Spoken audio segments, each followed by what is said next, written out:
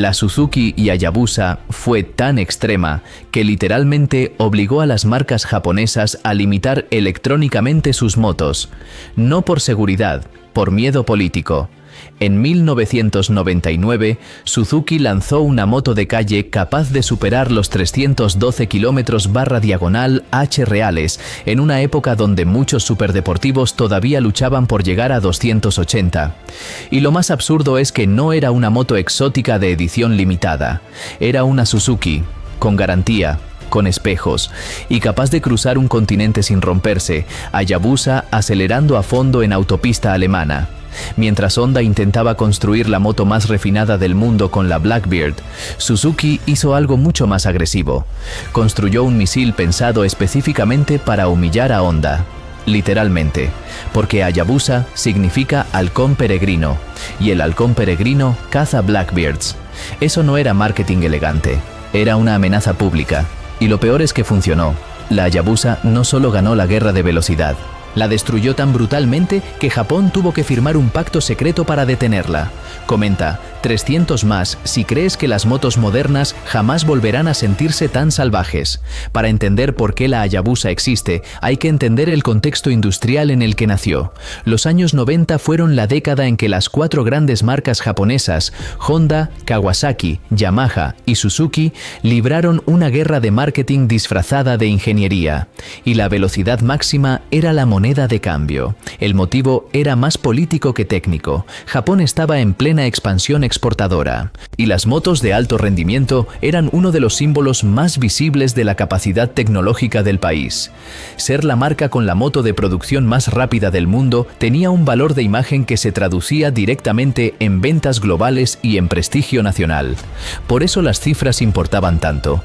No porque alguien en una autopista alemana fuera a necesitar 300 km por hora, sino porque esa cifra aparecía en las portadas de las revistas de todo el mundo. Honda marcó el nivel con la CBR 1120 Super Blackbird en 1996.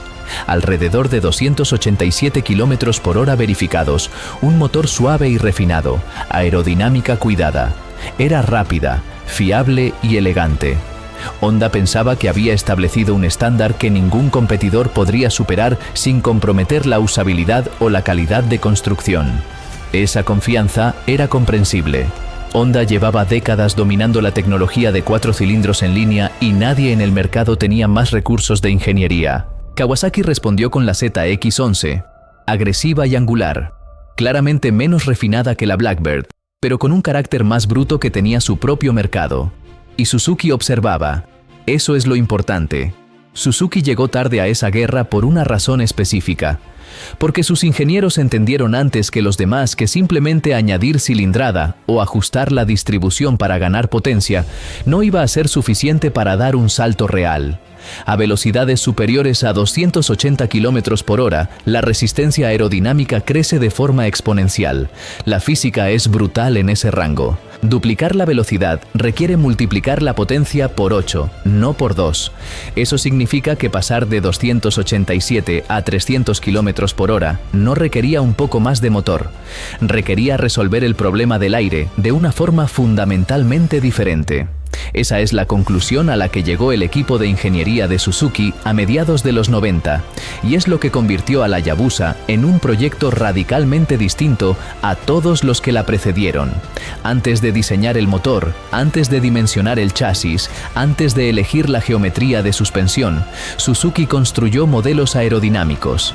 La moto empezó en un túnel de viento, no en un banco de motor.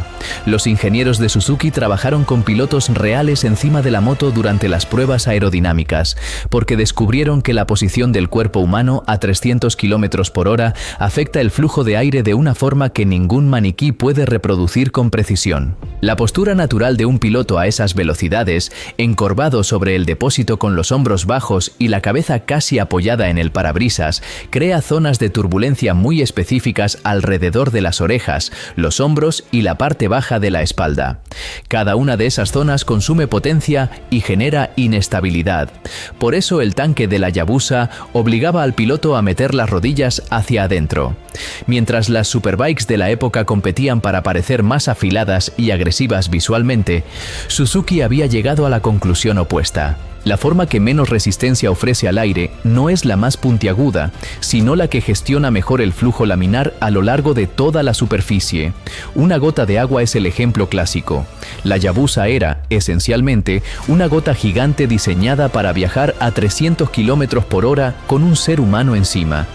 Los números del motor de la Hayabusa en 1999 eran difíciles de procesar en contexto. 1.299 centímetros cúbicos de cilindrada, en un momento donde las superbikes de alto rendimiento usaban 600 o 750 centímetros cúbicos para circuito y 1.000 centímetros cúbicos para las grandes berlinesas. 173 caballos, cuando la Blackbird de Honda producía alrededor de 164 y la ZX-11 de Kawasaki rondaba 147 y 133 Nm de torque, un número que en esa época se asociaba con cruisers americanos, no con motos pensadas para atacar autopistas. Pero la cifra bruta de potencia no explica qué hacía diferente a este motor. Lo que hacía diferente a este motor era su curva de entrega. La mayoría de los grandes 4 cilindros en línea de alto rendimiento de ESA tenían un carácter muy pronunciado, relativamente suaves en el rango bajo y medio y brutalmente agresivos en la parte alta del régimen, por encima de las 8.000 o 9.000 revoluciones por minuto. Eso los hacía emocionantes en circuito pero complicados en el uso cotidiano, donde la mayor parte del tiempo se viaja por debajo de esas revoluciones por minuto. También los hacía más difíciles de manejar para pilotos que no estaban acostumbrados a ese carácter bimodal. Suzuki construyó el motor de la Hayabusa con una filosofía diferente. La cilindrada de 1.299 centímetros cúbicos, grande para estándares de superbike, permitía generar mucho torque a revoluciones por minuto relativamente bajas. Eso significaba que la moto era manejable y predecible en ciudad o en carretera convencional, con una respuesta lineal que no exigía al piloto mantener el motor en un rango estrecho para tener potencia disponible. Y luego, al abrir gas completamente en quinta o sexta velocidad, el motor simplemente no paraba de empujar hasta velocidades que en 1999 no tenían precedente en una moto de producción. Suzuki usó un cigüeñal de gran masa y un sistema de equilibrado interno que reducía dramáticamente las vibraciones en el rango de velocidades donde la moto trabajaba más, entre 180 y 310 km por hora. El resultado fue lo que muchos pilotos describieron en sus pruebas de 1999 y que resultó ser el detalle más inquietante de toda la moto. A 280 km por hora, la Hayabusa se sentía más suave y controlada que muchas motos convencionales a 180. Eso no era un accidente. Cuando los periodistas probaron la Hayabusa en los test de prensa de finales de 1998 y principios de 1999, el informe que llegó a Honda no fue simplemente que Suzuki había hecho una moto más rápida, fue que Suzuki había hecho una moto en un rango de velocidades donde la Blackbird ya no podía competir, no por unos kilómetros por hora, sino por un margen que hacía la comparación directa embarazosa. La guerra de velocidad, que Honda había creído controlable, había escalado a un nivel que ninguna empresa podía sostenerse cómodamente defendiendo en público. El Gente Mensa Agreement de 2000 entre los fabricantes japoneses es uno de los episodios más fascinantes y menos documentados de la historia de la industria de la moto. Fascinante porque fue efectivo. Poco documentado porque ninguna de las partes tenía interés en explicarlo con detalle. El acuerdo nunca fue público en el sentido formal. No hubo comunicado de prensa conjunto, no hubo firma ante notario, no hubo declaración oficial conjunta de Honda, Kawasaki, Yamaha y Suzuki anunciando que habían decidido limitar electrónicamente sus motos. Lo que hubo fue una conversación entre las asociaciones de fabricantes japoneses, con presión externa de organismos europeos preocupados por el debate de velocidad en carreteras públicas y una decisión coordinada que se implementó de forma silenciosa en los modelos nuevos. El límite acordado fue 299 km por hora. No 300. 299, un número que técnicamente permitía a cada marca decir que su moto era capaz de alcanzar los 300, porque el velocímetro llegaría al 299 antes de que el sistema de control de velocidad interviniera. Era un compromiso tan japonés en su formulación que resulta casi elegante cumplir la letra del acuerdo mientras se preserva el espíritu del marketing. La implementación fue puramente electrónica. Los motores no fueron modificados. Los frenos de potencia mecánica que se instalaron en esas motos no eran restricciones en la cámara, en el escape ni en la distribución. Era el sistema de gestión del motor el que, al detectar que la moto había alcanzado 299 km por hora, reducía la inyección de combustible para impedir que la velocidad aumentara más. Alguien con el conocimiento técnico adecuado podía eliminar esa restricción con relativa facilidad, y así se vendieron miles de kits de desbloqueo en el mercado de accesorios durante años.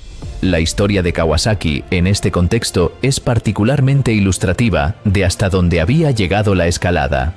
La ZX o CR estaba en desarrollo avanzado cuando el acuerdo se negoció y estaba diseñada con un objetivo muy concreto: destronar a la Hayabusa.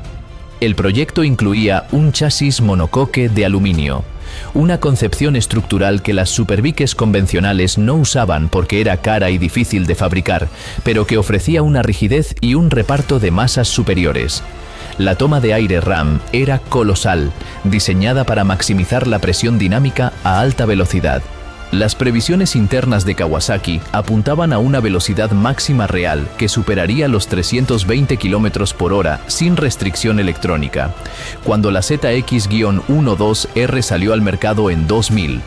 Estaba limitada a 299 km por hora. Kawasaki había invertido años de desarrollo y recursos considerables en construir una máquina técnicamente superior a la Hayabusa en velocidad punta, y la lanzó al mercado con esa capacidad bloqueada electrónicamente: el chasis monocoque, la aerodinámica extrema, el motor sobredimensionado. Todo ese potencial estaba ahí debajo, encadenado por unas líneas de código en la centralita. El acuerdo también tenía un alcance geográfico importante. La limitación de 299 km por hora se aplicaba principalmente a los modelos al mercado europeo y japonés. En algunos mercados como el norteamericano, la situación era más compleja porque no existía una regulación equivalente. Eso creó una asimetría interesante. Las mismas motos se vendían con especificaciones electrónicas diferentes dependiendo del mercado de destino, lo que alimentó un mercado de importación paralela y de modificaciones que duró años. La cultura de modificación que se formó alrededor de la Hayabusa no fue casual. Fue la consecuencia directa de una decisión de ingeniería que Suzuki tomó por razones completamente distintas a facilitar las modificaciones, pero que tuvo ese efecto de forma casi inevitable. Para construir un motor capaz de funcionar de forma fiable a 300 km por hora de forma sostenida, Suzuki necesitaba márgenes de seguridad estructural muy superiores a los de una superbike convencional. Las tensiones mecánicas a las que se someten los componentes internos de un motor a esas velocidades son sustancialmente mayores que a 250 km por hora. El bloque debe resistir presiones de combustión más altas. Las bielas trabajan bajo fuerzas de inercia más extremas.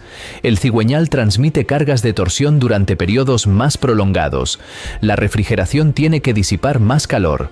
El resultado fue un motor construido con márgenes estructurales que, en condiciones de uso normal, estaban muy lejos de su límite. Los pistones, las bielas, el bloque, todo estaba sobredimensionado respecto a lo estrictamente necesario para 173 caballos, porque necesitaba sobrevivir a condiciones de uso extremo a velocidades donde ninguna otra moto de producción había estado. Cuando los preparadores de drag racing y de velocidad comenzaron a trabajar con la Hayabusa, descubrieron algo que en el mundo de las modificaciones extremas es extremadamente raro. El motor aguantaba. No solo aguantaba la potencia adicional de un turbo moderado, aguantaba presiones de sobrealimentación que, en cualquier otro bloque de origen japonés de esa época, habrían destruido el motor en minutos. El progreso en el mundo del drag racing con Hayabusa fue vertiginoso. En los primeros años tras el lanzamiento, los preparadores comenzaron con turbos de tamaño moderado que elevaban la potencia a 300 o 350 caballos, manteniendo la fiabilidad. Con el tiempo y la experiencia acumulada, esos límites se fueron empujando hasta cifras que habrían parecido absurdas en 1999. Motores de Hayabusa preparados para competición alcanzaron los 400 caballos con componentes internos originales o mínimamente modificados. Instalaciones más extremas, con componentes internos forjados y sistemas de óxido nitroso combinados con turbo, superaron los 500 caballos manteniendo el bloque y la culata de origen.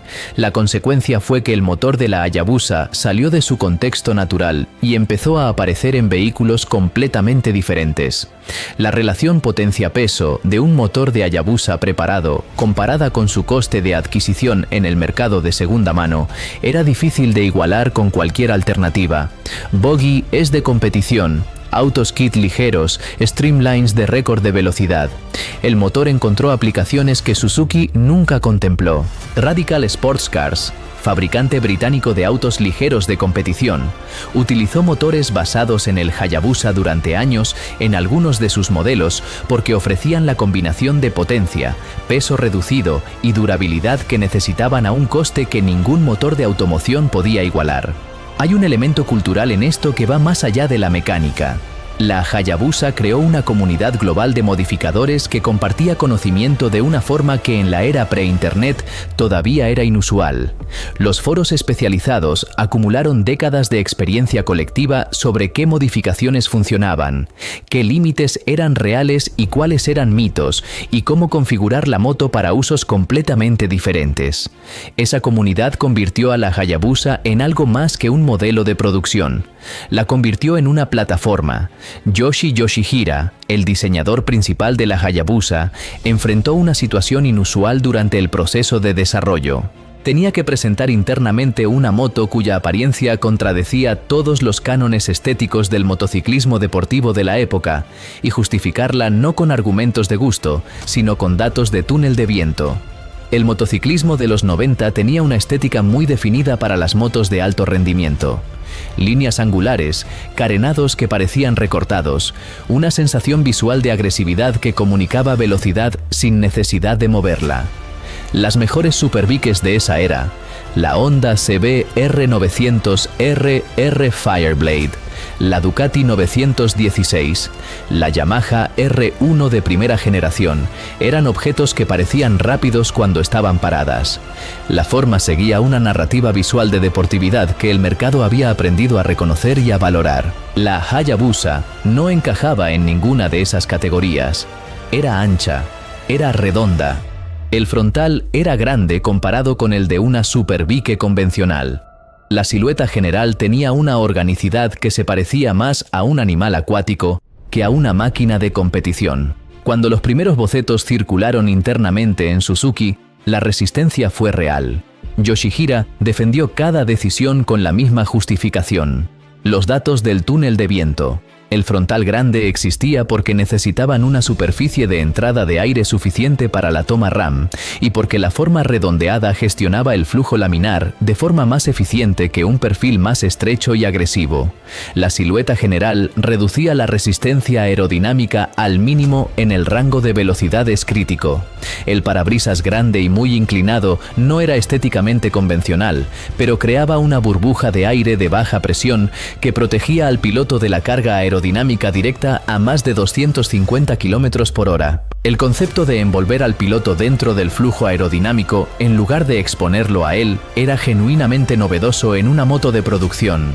Las superbikes convencionales priorizaban la ligereza estructural y aceptaban que el piloto trabajara activamente contra la presión del aire a alta velocidad. La Hayabusa intentaba reducir esa carga para que el piloto pudiera mantener una postura más relajada y eficiente a velocidades donde el esfuerzo físico de sujetar la moto sería de otro modo considerable. La estabilidad que resultó de esa filosofía de diseño tuvo un efecto psicológico concreto sobre sus usuarios. Una moto que se siente plantada y predecible a 260 km por hora invita al piloto a no reducir la velocidad de forma instintiva. Los test de prensa de 1999 estaban llenos de referencias a lo tranquilizadora que era la Hayabusa a velocidades que en cualquier otra moto habrían requerido una concentración total y una postura tensa. Esa tranquilidad era real desde el punto de vista aerodinámico y mecánico, y era también el aspecto del diseño que más incomodaba a quienes pensaban en las implicaciones de seguridad de vender algo así al público general. Con el tiempo, la opinión estética sobre la Hayabusa hizo exactamente lo que suele hacer con los diseños funcionales que al principio resultan extraños, se invirtió. Lo que en 1999 era feo, pasó a ser icónico. La silueta se volvió reconocible globalmente. Las generaciones siguientes de la moto mantuvieron los rasgos fundamentales del diseño original precisamente porque Suzuki entendió que intentar modernizarlos hacia una estética más convencional habría destruido parte de la identidad de la moto. La Hayabusa es fea de una manera específica y coherente, y esa coherencia con el tiempo se convierte en carácter. En 2021, Suzuki lanzó la tercera generación de la Hayabusa. Era una decisión que nadie en la industria daba por segura hasta que ocurrió, porque el contexto en el que aparecía era radicalmente diferente al de 1999. La electrificación estaba avanzando en todos los segmentos. Las normativas de emisiones Euro 5 imponían restricciones severas al desarrollo de motores de gran cilindrada. El mercado de las Hypersport había contraído su base de compradores respecto a los años de mayor popularidad del segmento. Y sin embargo, Suzuki eligió mantener la Hayabusa. La tercera generación llegó con cambios técnicos significativos, pero con una continuidad de filosofía que resultó deliberada. El motor seguía siendo un 4 cilindros en línea de 1.340 centímetros cúbicos, ligeramente mayor que el original, con la misma vocación de torque potente en todo el rango de revoluciones por minuto que había definido el carácter de la moto desde 1999. La potencia en Europa estaba regulada a 190 caballos por las normativas Euro 5, pero el motor en versión completa producía alrededor de 190 caballos con un torque de 150 Nm, números que en 2021 ya no eran los más extremos del mercado, pero que seguían siendo completamente relevantes. Lo que sí era completamente moderno era la electrónica. La IMU de 6 ejes gestionaba un conjunto de sistemas que en 1999 no existían en ninguna moto de producción. Control de tracción con sensibilidad al ángulo de inclinación, control de lanzamiento, control de caballito, ABS en curva y múltiples mapas de motor seleccionables. El mismo motor brutal de siempre, pero ahora con una capa de inteligencia electrónica que hacía que sus 1.340 centímetros cúbicos fueran manejables en condiciones donde la versión original habría requerido una habilidad considerable para mantenerla controlada. La tensión entre esas dos realidades es lo que hace interesante a la Hayabusa moderna. Debajo de toda la electrónica existe una moto que fue diseñada para cruzar continentes a velocidades ilegales en prácticamente cualquier país del mundo. La electrónica la ha vuelto más accesible, más segura y más adaptable a distintos estilos de uso. Pero no ha cambiado lo que es fundamentalmente. Una máquina con una potencia y un torque que no tiene ninguna aplicación práctica en ninguna carretera pública del planeta. Construida porque existía tecnología para construirla y porque había un mercado de personas que querían poseerla. Eso es lo que separa a la Hayabusa de casi cualquier otra moto que se haya fabricado. No fue diseñada para llenar un nicho de mercado identificado por un estudio de consumidores. Fue diseñada porque Suzuki tenía ingenieros que querían saber si podían hacerlo, y porque el mercado de los años 90 creó las condiciones para que esa pregunta tuviera una respuesta financiada. El resultado fue un objeto que definió una categoría que no existía antes. Cambió el comportamiento de toda una industria. Sobrevivió a generaciones de normativas que deberían haberlo matado y sigue en producción más de 25 años después. La Suzuki Hayabusa hizo algo que muy pocas motos logran. No solo dominó su época, cambió el comportamiento completo de la industria. Obligó a Japón a detener la guerra de velocidad. Creó la cultura moderna de las Hypersport. Demostró que una moto extrema también podía ser confiable. Y convirtió la aerodinámica en un arma real en motos de calle. Por eso, hoy todas las motos rápidas, obsesionadas con estabilidad, carga aerodinámica y velocidad máxima, le deben algo a la Hayabusa.